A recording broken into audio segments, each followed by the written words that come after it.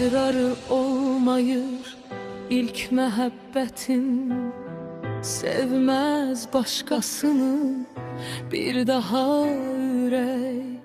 Sevib qovuşmamaq nə qədər çətin, tam olmaz heç zaman seven bir ürək. Qovuşa bilmədik məhəbbətin, bizim payımıza ayrılık düştü. İlk eşkim, son eşkim, tek məhəbbətim, ömrüm həsrətini çəkməyə keçdi. Beraber yaşamak qismət olmadı.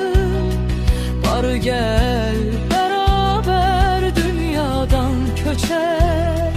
Bəlkə o dünyada biz qovuşarıq. Gəl ilk məhəbbətim, beraber ölək. Beraber yaşamak qismət olmadı. Var gel beraber dünyadan köçək. Bəlkə o dünyada biz qovuşarıq. Gəl ilk məhəbbətim, beraber ölək.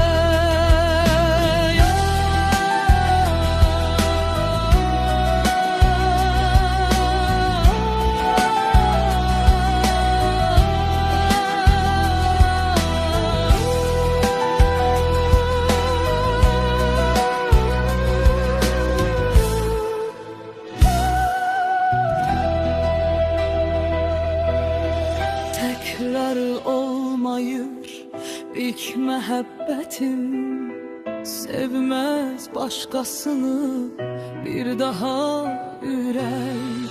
Sevib qovuşmamaq nə qədər çətin, tam olmaz heç zaman seven bir ürək.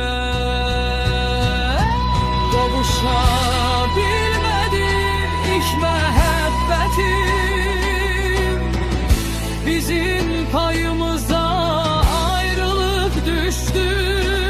İlk eşkim, son eşkim, tek məhəbbətim, ömrüm həsrətini çəkmək keçdi.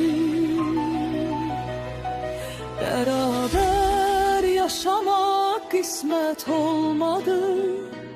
Var gel beraber dünyadan köçək. Bəlkə o dünya